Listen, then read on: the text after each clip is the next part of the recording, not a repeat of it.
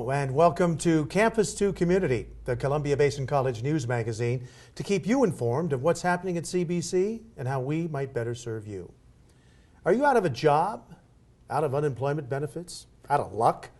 Well, the worker retraining program at Columbia Basin College could be just what you need. We'll be talking with Director Deborah Brown later on the show. But first, we're going to talk about the Columbia Basin College High School Academy, where dropout students come back to school and get their high school diplomas. We'll be speaking with one of the students, Edgar Garcia, and a special project that they've got going in the high school academy. But first, we're going to talk with one of the instructors, Jerry Homble. And Jerry, welcome to our show.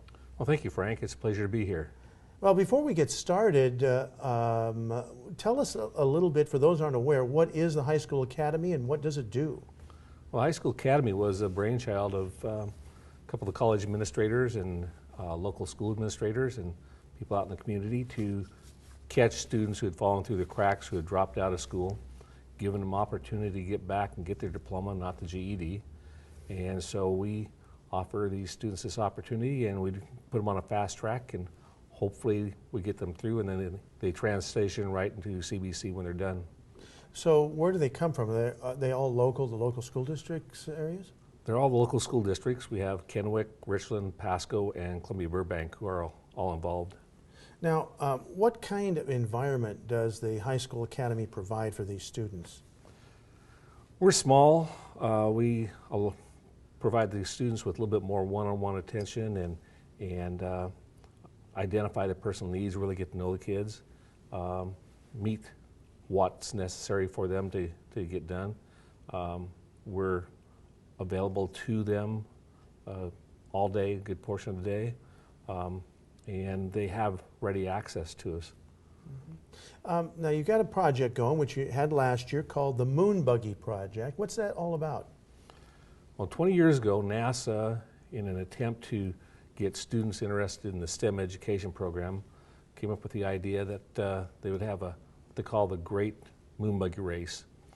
And the idea is that students put together a moon buggy that is people-powered by a male and a female student, and they have to put this thing together so that it folds up into a 4x4 by 4 foot crate, because that's the size that they had to ship the original moon buggy to the moon, the original Apollo that went up there with the moon buggy. And so these students put this together. It makes them think outside the box, and then there's teams from all over the world. We happen to be the first team last year that from high school or college from the Pacific Northwest to enter it. There were 140 schools. Wow. And our students placed 26th. Fantastic. So what impact overall does it have on your students? It really makes them begin to think about their future, what's available to them. A lot of our students, and I refer to them all the time as our square pegs that don't fit in the round holes. They haven't found success elsewhere, but they're finding success with this. There's a lot of hands-on, as I said, thinking outside the box, puts them in touch with science and technology, engineering, mathematics. They have to use all that, and it's extremely successful.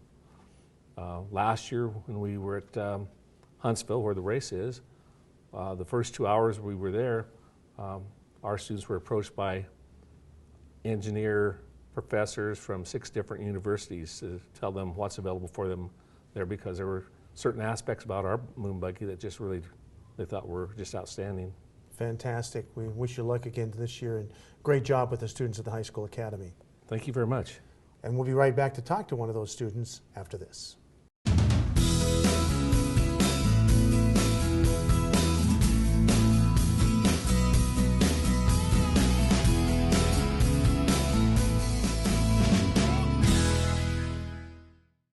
Looking for a career where you are needed, can travel, and earn an excellent wage? In the next 3 to 5 years, more than 40% of the nuclear energy workforce will be eligible to retire.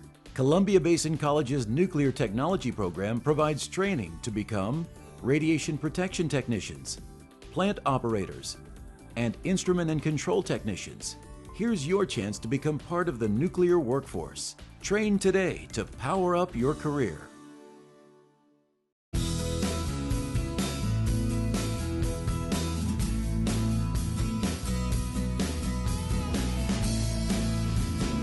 Welcome back. So what's it like to drop out of high school and then come back into high school? Well, we have a student with us who's part of the High School Academy at Columbia Basin College right now, and that is Edgar Garcia. Edgar, welcome to the show. Thank you.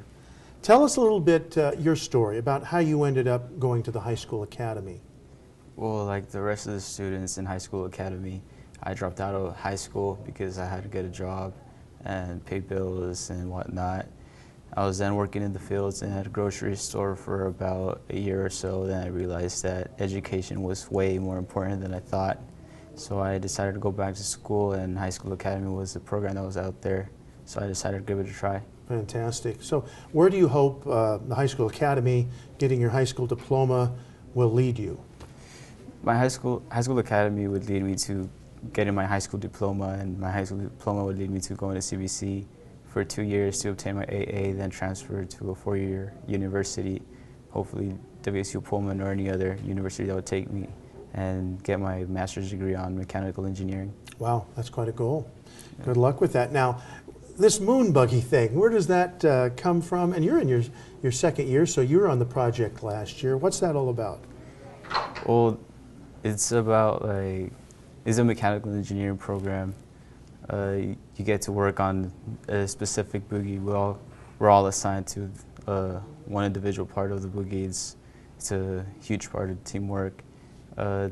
We all have to make a big, like a 4x4 moon boogie. It has to fit in a 4x4 box, and yeah, we have to make it really strong, fast, and really light. That way we can win this moon boogie race. Mm-hmm. So it's a team project, right? About how many students are on it? And you mentioned everybody has a different job. Yeah, it's about, we now have about 15 members in the moon boogie team. We all have we all have different jobs. Like some of them work on steering, some on differentials, some on suspension. It all has to work out though. Wow. Yeah. Yeah, extraordinary stuff. So how has your attitude changed toward education since joining the High School Academy? Actually, before High School Academy, I didn't know if I had what it takes to graduate or to be studying at a college level. There's actually really great teachers in High School Academy that love their job. They know how to teach us, and they would go out their way to teach us properly.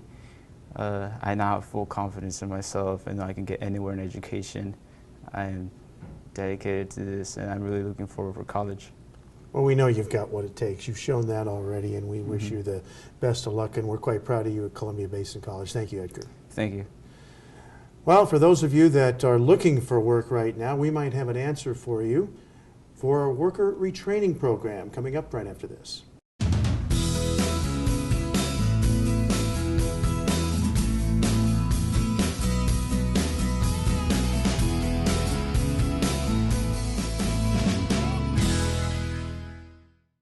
Where can you see stunning views of stars, galaxies, and other wonders of the universe? Visit the Bechtel National Planetarium at Columbia Basin College. Take a guided tour of the night sky under a spectacular dome in the Community Enrichment Foundation Theater, where you can learn about phases of the moon, planets, constellations, and other fascinating objects in deep space. Science and educational films for a variety of age groups are also displayed on the planetarium dome. Look up into the night sky. Learn more about our universe.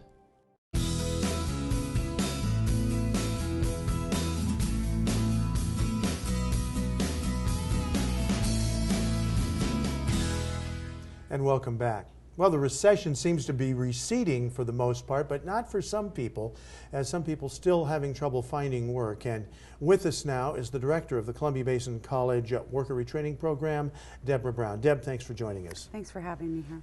First of all, before we get started in what people can do, tell us a little bit about what worker retraining does. Worker retraining is a grant-funded position or program that helps folks go back to school, pays the first quarter of tuition. We also have a book loan program. So basically we provide the funding that allows them to get started in school. So when the most recent recession was at its peak, what kinds of workers were you seeing coming to you? Well, we saw actually a lot of folks from the area coming to us, radiation technicians, engineers, clerical support staff. So how can worker retraining help people that maybe have been stay-at-home parents and have not really had a career in the past?